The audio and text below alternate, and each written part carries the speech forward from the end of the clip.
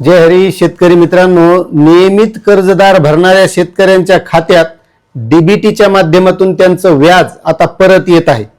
आता शेतकरी मित्रांनो, ही जी योजना आहे तर तुम्हाला वाटेल की कर्जमाफीचे आणखी निकषही आलेले नाहीत आणि हे व्याज कसं काय परत येतंय।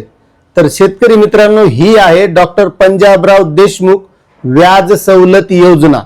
आता आपण या योजनेचा जो काही शासन निर्णय होता तो शासन निर्णय आला होता त्यावेळेस आपण या बाबतीचा व्हिडिओ केला होता। मात्र बऱ्याच शेतकऱ्यांनी अशा कमेंट केल्या होत्या की याचं काही खरं नसतंय, याचं काही खरं नसतंय, पैसे येत नाहीत असं वगैरे वगैरे। पण एक लक्षात घ्या, कर्जमाफीची घोषणा होऊन सुद्धा बरेच शेतकरी असे आहेत की जे आपलं कर्ज नियमित भरत असतात आणि त्या शेतकऱ्यांसाठी ही योजना आहे।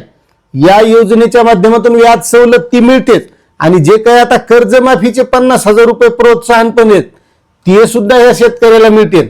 आता तुम्हाला सांगतो, मी हा व्हिडिओ केला होता या अगोदर 24 मार्च 2026 ला हा शासन निर्णय निघाला होता आणि त्या शासन निर्णयाअंतर्गत राज्य शासनाने जी काही सुधारित अंदाजात 498.75 कोटी रुपयाची तरतूद केली होती आणि 60 कोटी रुपये निधी हा वितरित सुद्धा केला होता आणि त्याबाबतचा शासन निर्णय होता।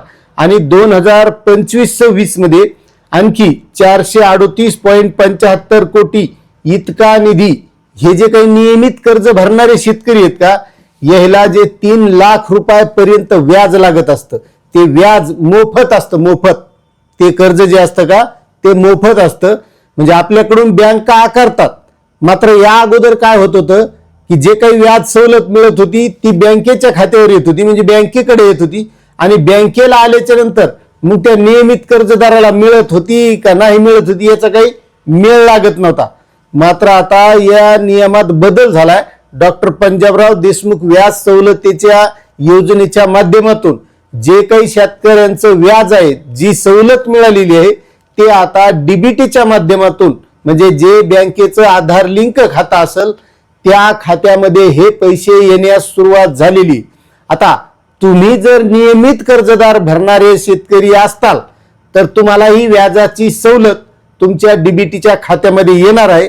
जर तुम्हाला आली नाही तर तुम्ही ज्या बँकेकडून हे कर्ज घेतलेलं असेल त्या बँकेशी संपर्क करायचा आणि जे काही कर्जमाफीचा भाग आहे तर तो ज्यावेळेस कर्जमाफी होईल त्यावेळेस नियमित कर्जदारांना 50,000 रुपये प्रोत्साहन हे तर मिळणारच आहेत, मात्र ही एक व्याजाची सवलत आहे।